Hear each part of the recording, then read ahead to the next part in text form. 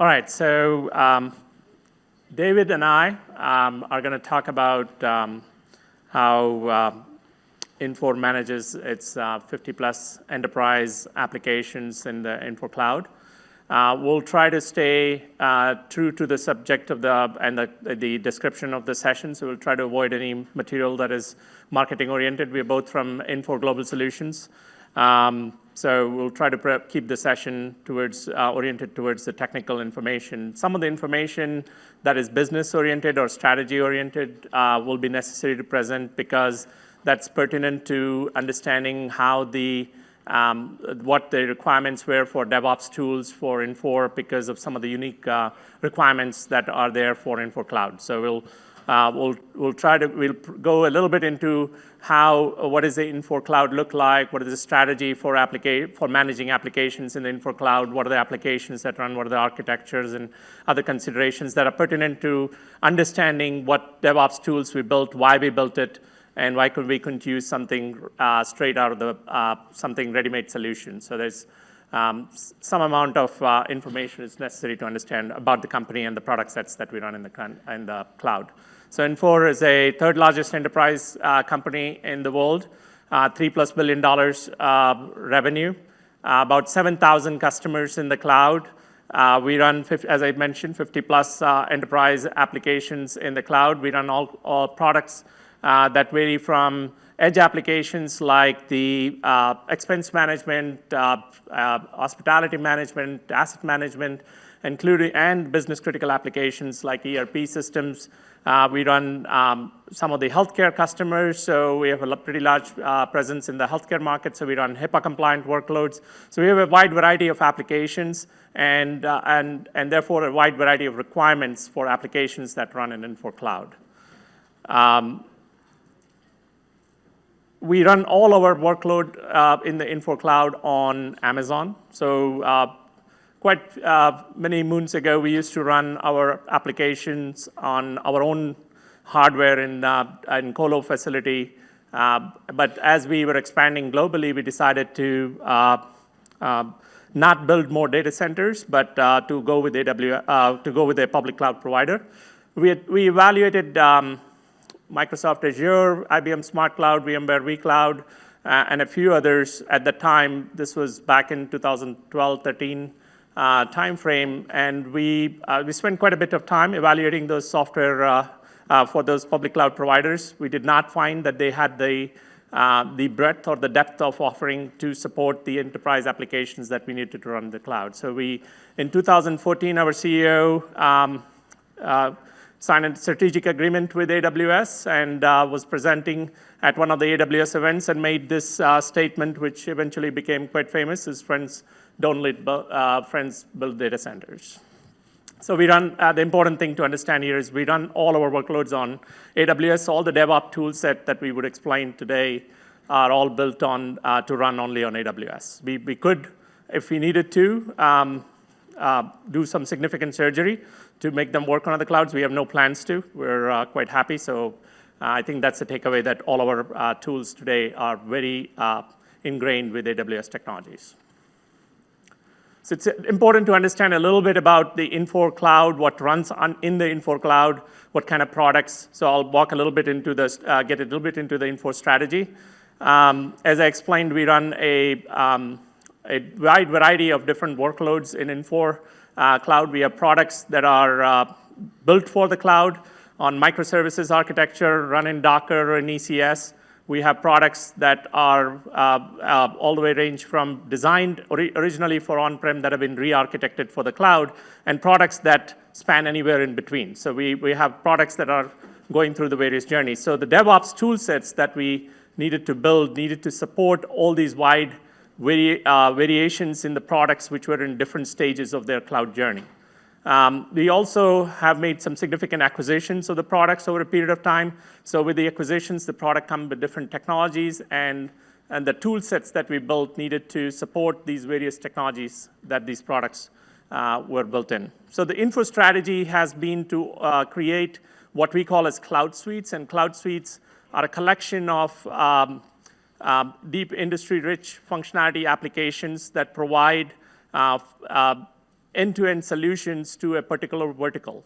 And so we have a number of these cloud suites. In each of these cloud suites, for example, a cloud suite aerospace and defense would have a core ERP at its center, and a number of products surrounding those would be part of that cloud suites. And those products that are surrounding the ERP and the ERP itself could be anywhere in that cloud journey. So we have, for aerospace and defense, we have products that are true pure cloud, microservices-based application, as well as products that have been re-architected for the cloud. So the important takeaway is that a cloud suite can be made of number of applications that can have wide variation technology, and the DevOps tool set that supports the deployment of these applications needed to be able to support all applications wherever they were in journey for the cloud. Infor also built a set of products that we internally call as tech stack products. That these tech stack products have been built from ground up for the cloud, and they provide a layer on top of these products to provide a layer of homogeneity to the end users. So the end users are unaffected or unaware of the products that are under the cloud suites, which may be in a different stages of their cloud journey.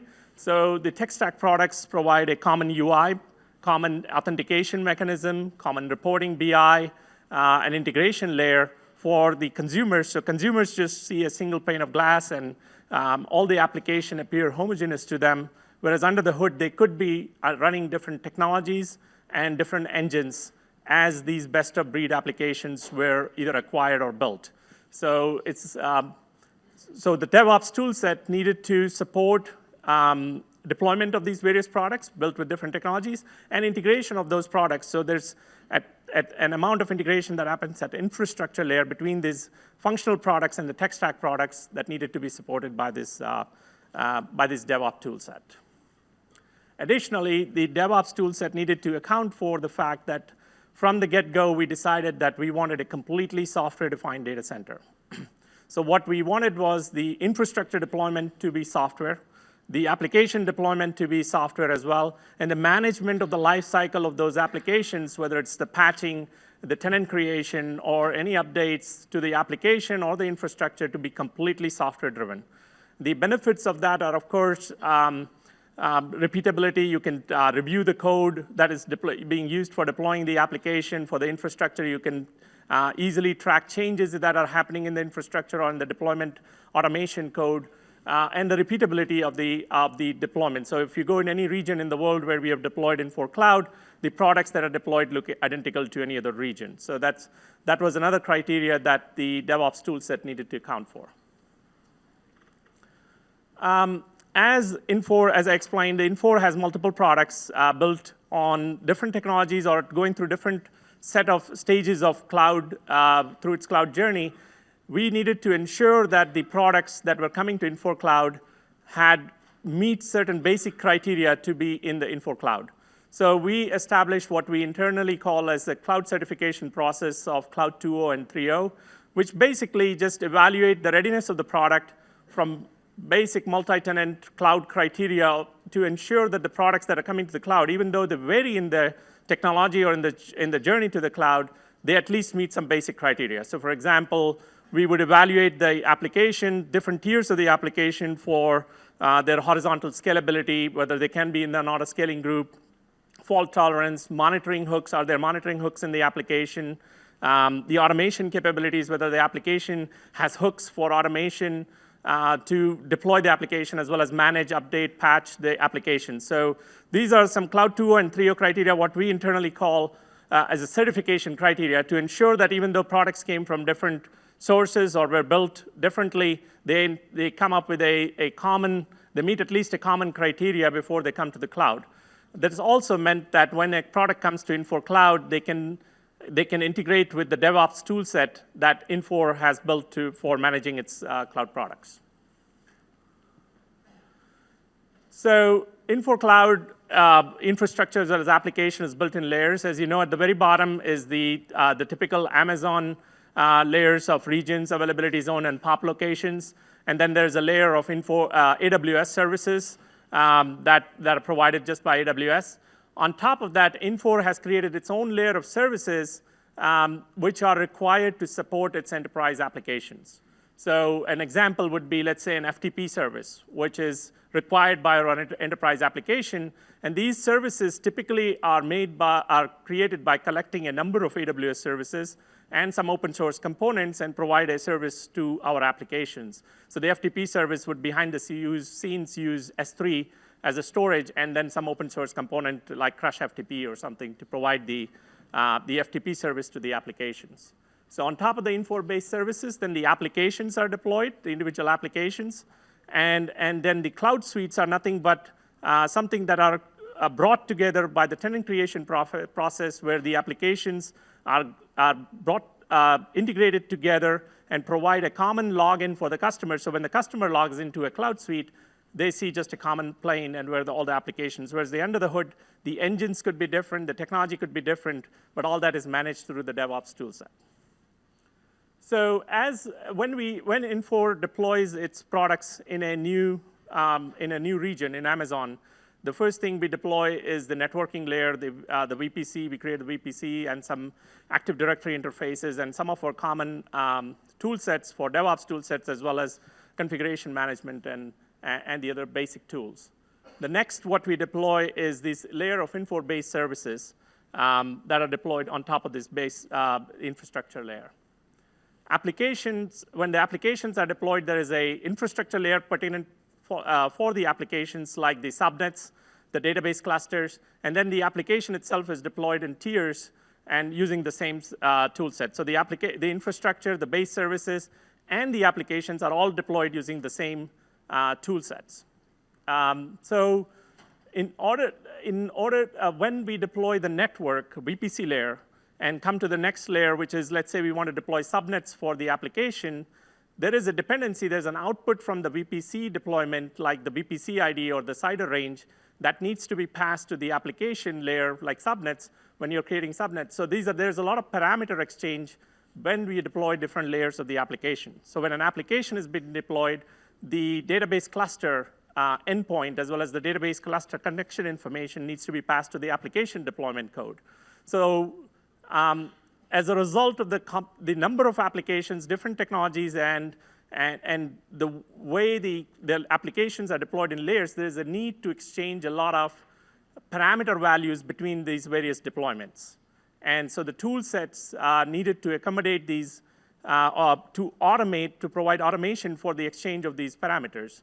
Initially, what we used to do is to manually enter these parameters for every deployment, and that resulted in errors, of course, and the automation being not repeatable when the application was being deployed in different regions.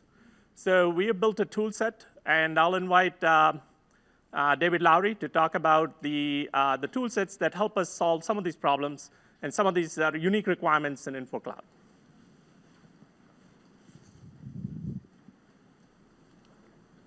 I switched.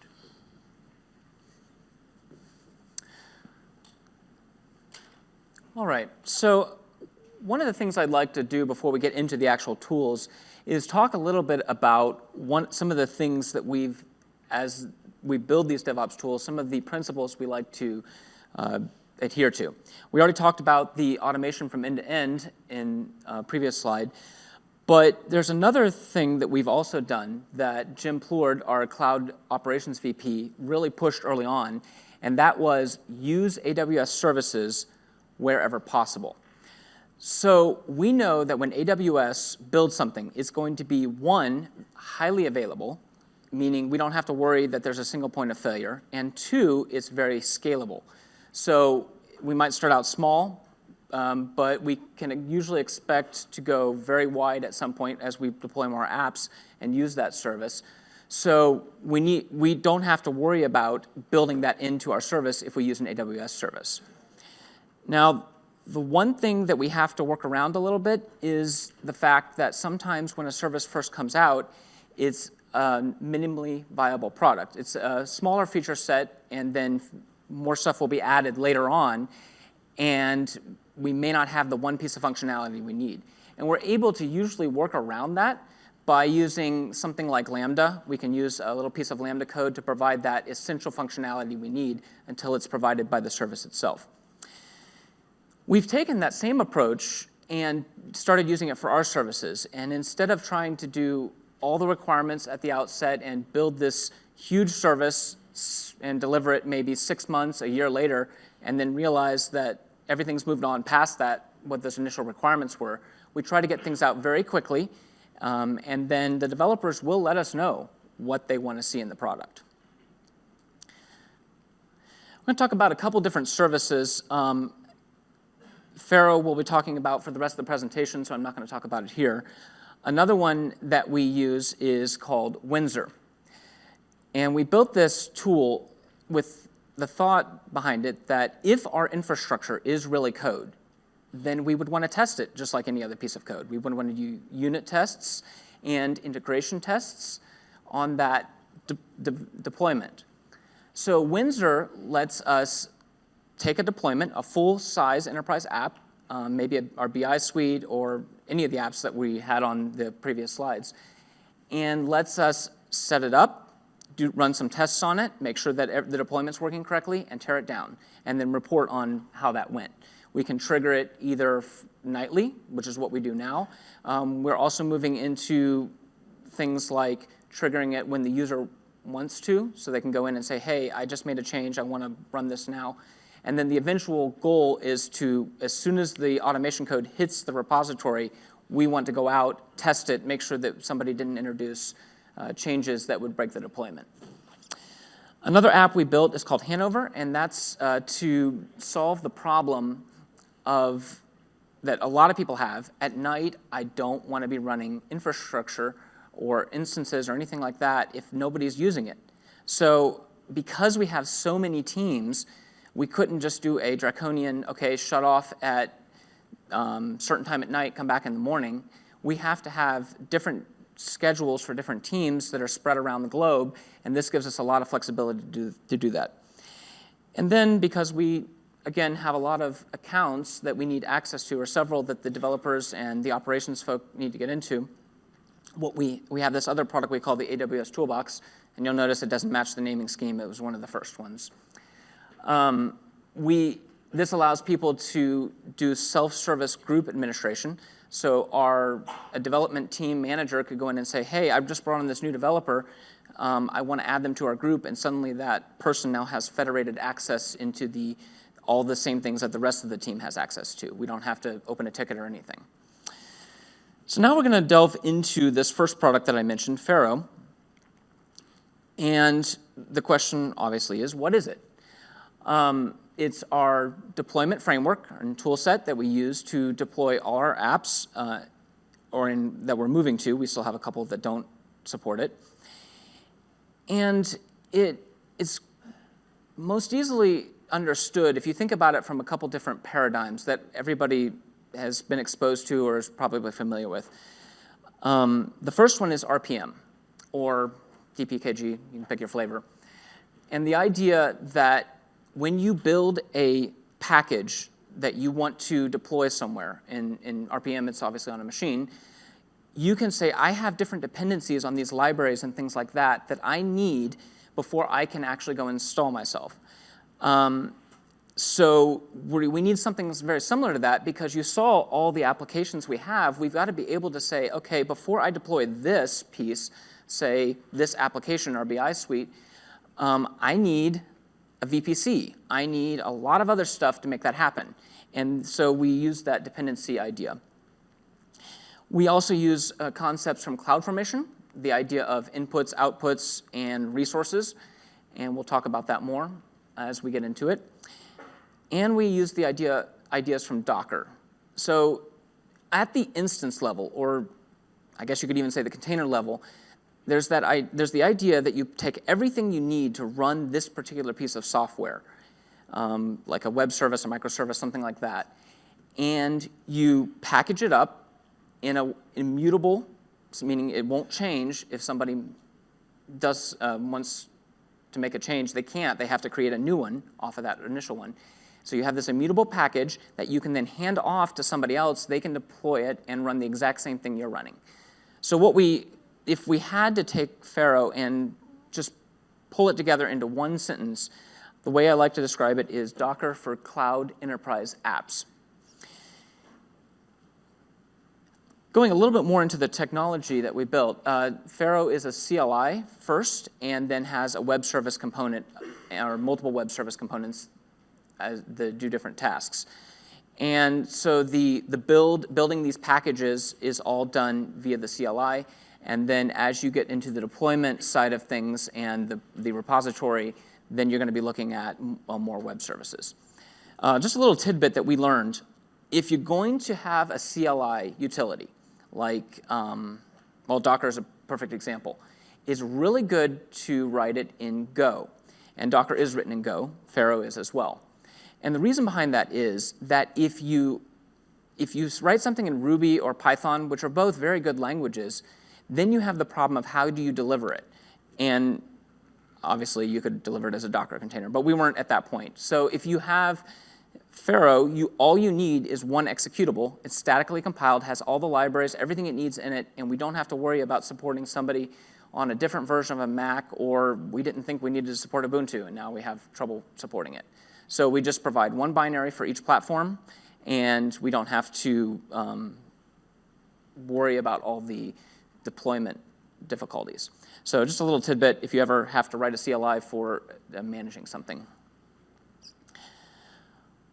So the first question we always get, and we've been asked this by people internally, we've been asked this by our solutions architect from AWS, why do you need this tool? There are a lot of tools out there that do very similar things. You have OpsWorks, you have CloudFormation, you have CodeDeploy, you have containers and ECS and all this stuff. Why do we need something else in this whole mix?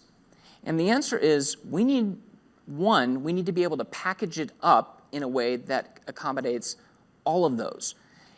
And again, if you go back to what Amul was saying about having all these different technologies and all these different applications that we have to make work, we have to be able to handle everything from a microservice, ECS, Docker container type app, bleeding edge, to apps that haven't quite been able to get all of the Cloud 2.0 requirements finished yet. They're moving that direction. They're moving towards microservices architectures, but we got to deploy them today. We can't wait until they're at that stage. So we had to have something that we could package any of those and hand it off in a uniform fashion to whoever's doing the deployment, whether that be a dev team, an ops team, whoever, it all works the same way. The other thing that I like to mention, and Amul already mentioned this, is parameters. When you have all of these interdependencies that we talked about earlier, you have to have some way of getting information from one deployment to another. For example, your VPC to your, if you have the VPC deployed separately by your networking team, you have to get that information to the application so it knows the subnet IDs and the security group IDs and all those kind of things. Same thing applies to our integrations, like database information, endpoints, S3 buckets, all of that kind of thing. So let's go into that a little bit. What do you need to deploy a cloud app? And we're talking here fairly complex apps, not just one product, multiple products.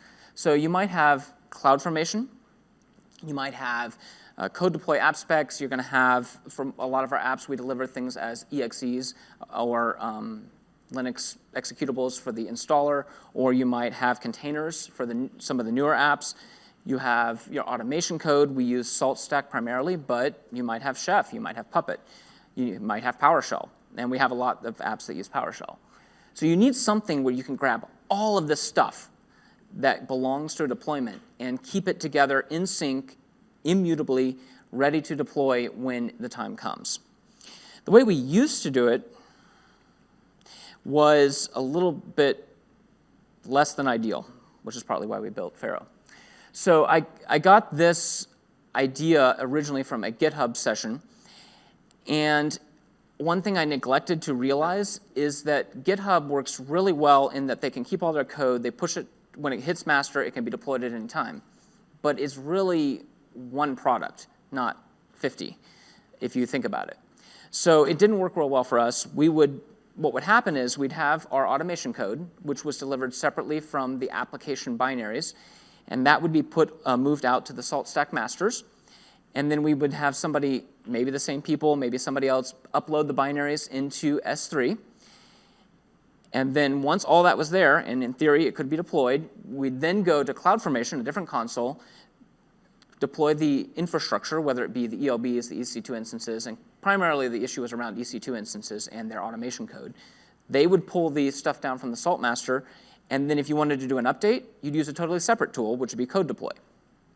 So it got very cumbersome, and it was not repeatable because somebody would forget to upload a binary in that account, or somebody would forget and make a change in the automation code, but not make the change in S3 that corresponded to it.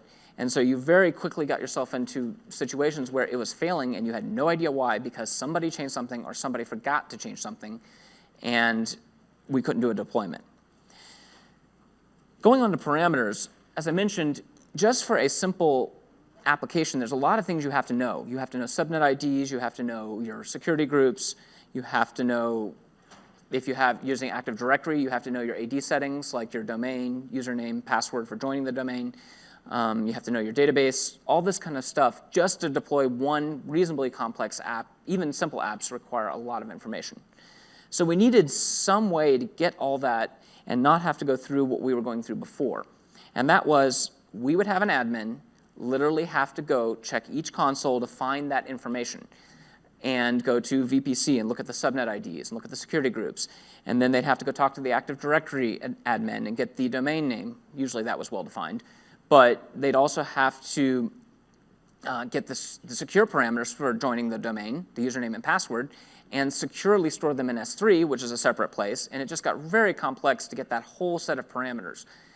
And it was very, very painful. You could easily mess something up, just get a wrong ID, look at the wrong line, put in a wrong thing, a wrong parameter, and all of a sudden your deployment doesn't work. So because of that pain point, we said, okay, we need something where we can get the parameters from one place to another, and we need an easy way to do that. So that's where Pharaoh started. We started working on Pharaoh, and now I'm going to move a little bit into how it works from the process point of view, and then we can move into the different components. So it's a workflow that you should recognize. You build your package, we call it a deck, and that will become apparent why in a couple minutes. You publish that deck to a repository, and then you go deploy it. You tell it what deck you want to deploy and what target you want to deploy to, and you deploy the deck. Okay. I think it's what everybody is very familiar with. Docker does a very similar workflow. CloudFormation isn't much different, so except for the packaging part. So it's not something that's new. So let's go into each of those and take a look at them. All right. So when we build something, we grab all of the code pieces, the automation that's in the repository, and pull it into a deck. And the way you specify what those pieces are is a simple file we call a deck spec, very similar to an RPM spec file or a CloudFormation file. It just tells Pharaoh what I need to go grab to put into this deck. Deck spec is very similar formatting to what you would expect, format version in case we ever have to make breaking changes. We have things like parameters, outputs, and inline scripts that are in the same directory. And you can also specify your AWS resources that you're trying to provision. So it's not exactly a glorified CloudFormation file, but it's in some ways very similar to that. So it's a very similar concept. Now, one thing we quickly realized was one problem we had to solve was that we had a lot of code that was being used a lot of different places. An example of this is an agent. Let's say you use Trend Micro, or you use Sumo Logic, or you use CodeDeploy, and you're using Omnius that don't have it installed. So how do you get that agent code, have one copy of it, and then move it into each of your other pieces of automation so that every time an instance comes up, it has Sumo Logic installed? Well, that's where we actually can do what we call a nested deck, or included deck. And the idea is that you can take a deck you've already built and use it as one of the components of another deck. So I was going to get deck of cards, but apparently that's hard to find around here for some reason. If you take a card and think of it as the sumo logic agent, and then you have another card and you think of it as the Trend Micro agent, it has all the automation needed to install Trend Micro, and you put those together, and then you have your app automation code as another card, and you start building this deck. When you're done, your deck has all the components you need to install everything you need for that set of instances or that tier. So it's really nice because now we make the change once to our agent codes, and then we can push it out to all the other automation without everybody having to go in and write that themselves. Once you've built something, you need to publish it so that other people can use it. So we use a web service for this. We're moving from the client side, CLI side to the web service. And you take that deck that you've built, and inside of the deck spec, you can actually point to other locations like S3, HTTP, HTTPS, and at this point, the publish process looks at those links and says, okay, I'm going to go get those, and we're going to put this as one big package and put it up into our repository. So this way, we are now locking in any of the binaries that are needed. So you cannot, once you've published something, the only way to change a binary that could potentially break your application is to create a new version of the deck. And we keep all the old versions of the deck. At this point, it's still indefinite, but we'll start cleaning them up at some point. So if you could go back 3 weeks ago and get that exact piece that you deployed back then. We'll go into the internals a little bit and talk about the AWS services we use. We use API Gateway and for the front end, and then we have Lambda functions that do the publish actions. We store our metadata in DynamoDB, and we store the zip files, the deck files, in S3, as well as any of the binaries. And now, you might be thinking, okay, what if I do a deck deployment or a deck build and publish multiple times a day? So every time I'm doing that, let's say it's a 100 megabyte binary, and every time I build this deck and publish it, I'm pushing up a 100 megabyte binary. Well, the binary is not changing. It's just the automation code that I'm testing and trying to get right. Well, what we need to do, what we did there to avoid having to upload it every time is a trick we learned from Git. And if you're at all familiar with how Git stores its files internally, what it does is it runs a hash on the actual contents of the file, and then stores that hash and pointers to it so that it never has to keep the same file with the same contents twice. So what happens is we look at that binary, we say, okay, we're going to publish it. We're going to run a hash on it, SHA-2. That will become the key of the actual binary we upload. And then we go to the publish web service and say, hey, I've got this SHA-2 that I need to upload as part of my deck, and it will look and say, oh, I already know about that. You don't need to send it up. So we only ever keep one copy of each binary. It's a very similar concept to what Docker does too. And that also keeps us from filling up S3 with the same file over and over. All right, so we've built a package. We've published it, and we have everything locked into place, ready to deploy, ready to hand off to somebody else. So let's talk about how we actually go about deploying it. Very similar workflow to what you would see in a lot of other things, Docker or CloudFormation. And what we do is we go to the deploy web service and say, I want to deploy this deck with this version. We can also use tags. We are using a lot of tagging to keep the versions correct. And these are the parameters I want to provide for it. And then the deploy web service goes and takes that, downloads it from the repository, and spits it out into AWS. Well, it's obviously a little more complex than that, but it's a very similar setup. As you can see, it's API Gateway, and to be quite honest, we do have some compute behind this, and where we haven't converted everything to Lambda yet, but that's where we're headed. And we have, it contacts the deck repository, gets that deck, It stores the metadata in DynamoDB. And then we talk to the individual services that we interface with. And these are the 5 services we interface with right now. We use KMS for encrypting secure parameters, and I'll talk about that a little bit. We use S3, and you can store things. In your deck spec, you can say, OK, go store this file out in S3, or put this templated text in an S3 file if you need that. We support CloudFormation, so we can do CloudFormation stacks. We support Lambda invocations. And it's very important to note, we don't support Lambda deployments, because if you really need to deploy something into Lambda, you can use CloudFormation to do that. But we do support running a Lambda function.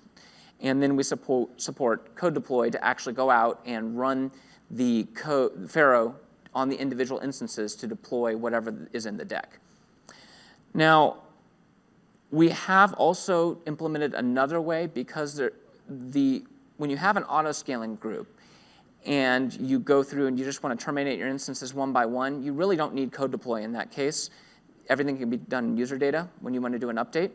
So we also have the ability there to just put it in the user data, a very simple command line, and then it will, when the instance comes up in an auto-scaling group, it'll pull down the deck and deploy it on that instance. So we have solved the problem of how do we deploy these entire applications into AWS and keep them, all the pieces you need, together. But what we haven't talked about yet is how do I get all that information between these interconnected systems to, like parameters, database information, endpoints, all of that stuff, how do I pass it from one deployment to another? So we have this concept that I've already mentioned of dependencies. So this is basically how it works. Somebody, like our network team, would go deploy a deck, a VPC deck, and now we have a VPC deployment, which is an instance. If you're thinking in terms of class and object, it's an instance of that deck. So we call it a deployment. So we have this VPC deployment, and it may have a couple inputs that are manually put in, like the CIDR block, or things like that.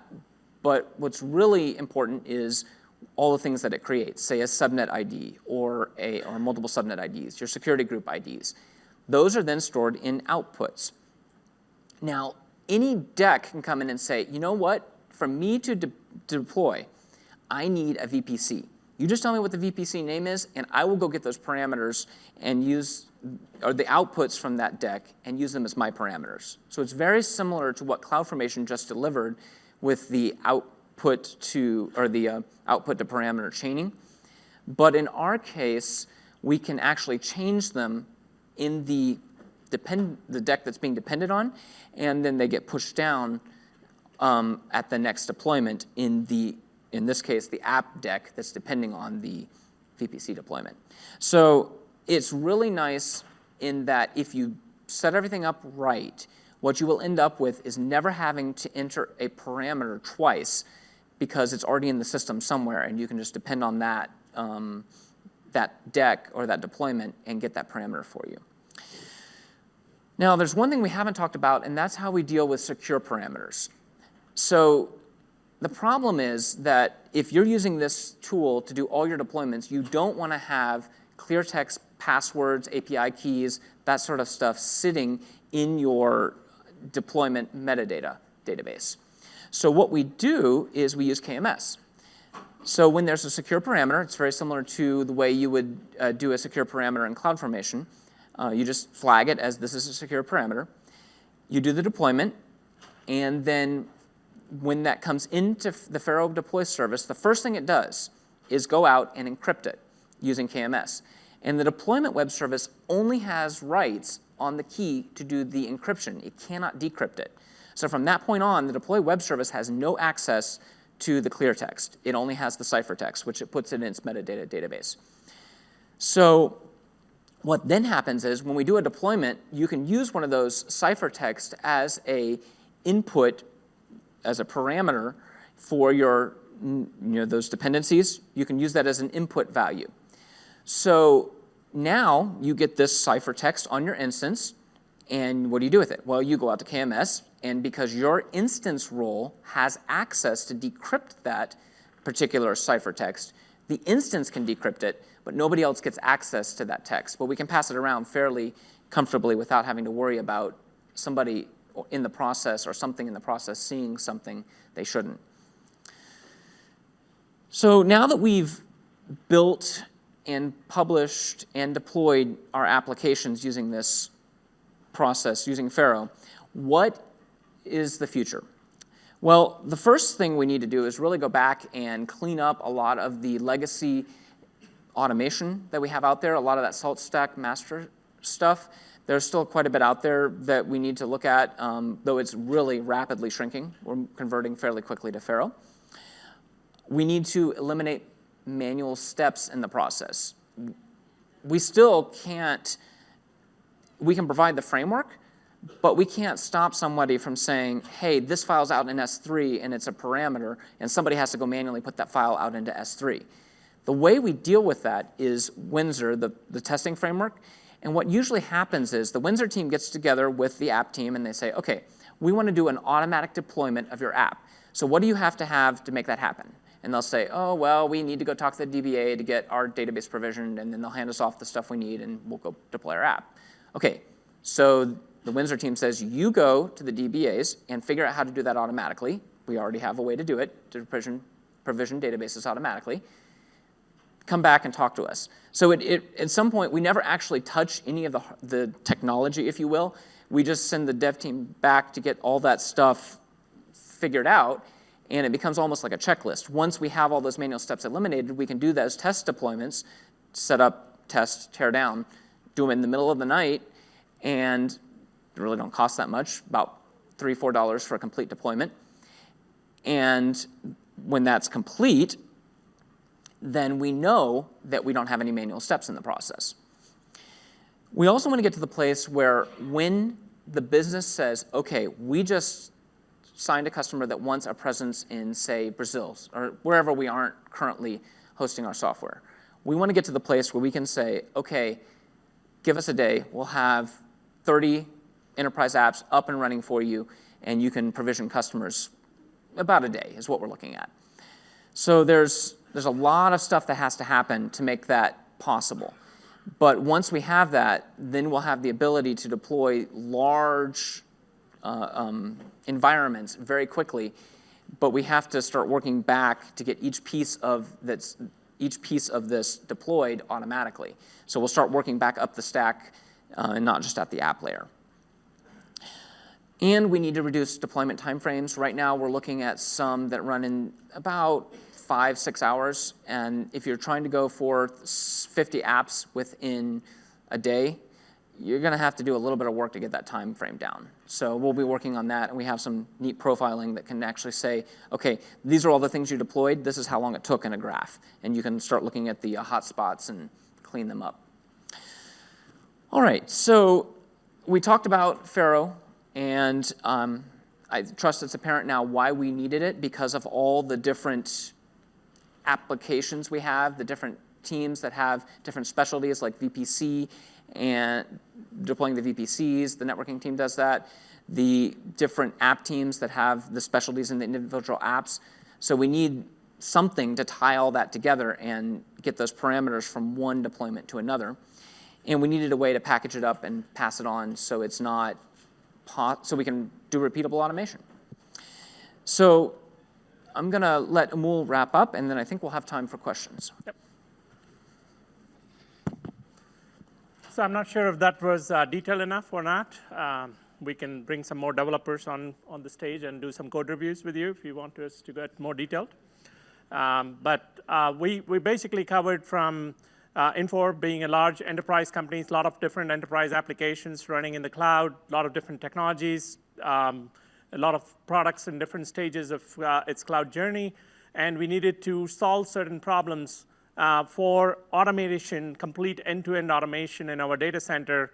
And one of the problems that we needed to solve was to have these parameter dependencies, the dependencies between different applications, different layers of deployment, whether it's infrastructure application or a combination of those. How do we make sure that we're not manually inputting these hundreds of parameters repeatedly for every deployment and causing non-repeatable deployments. And so Faro was our solution to that. We built it. It's something we continuously evaluate, whether this has been superseded by something that's been released by Amazon, and I think by AWS, and we still feel that the problems that we needed to solve are not yet solved by the technologies that have been provided by AWS. So we needed to encapsulate all this complexity into something that can be repeatedly deployed without worrying about has somebody completed certain manual steps for this deployment to complete. And as David mentioned briefly, we are working on a Windsor project, and several of these products are already part of the Windsor project, which is the goal, the vision is that we should be able to start with a blank account every night, deploy the VPC, deploy every infrastructure, deploy every application into the account, and then tear it down and make sure that will give us the assurance that the automation is working. And as part of the Windsor, we also have automated testing for the applications to make sure the applications that get deployed actually work. So the applications today, out of 50, about 6 or 7 applications are already part of the Windsor, and we deploy them every night. I think the cost for the end-to-end deployment for Windsor for these applications turns out to be about $2 or $3 every night. So it's very economical to do these deployments and tear down, and gives us the assurance that what we have built is actually capable of being repeatable. That's all we had to present today. So if there are any questions, we'll open it up for questions. Thank you.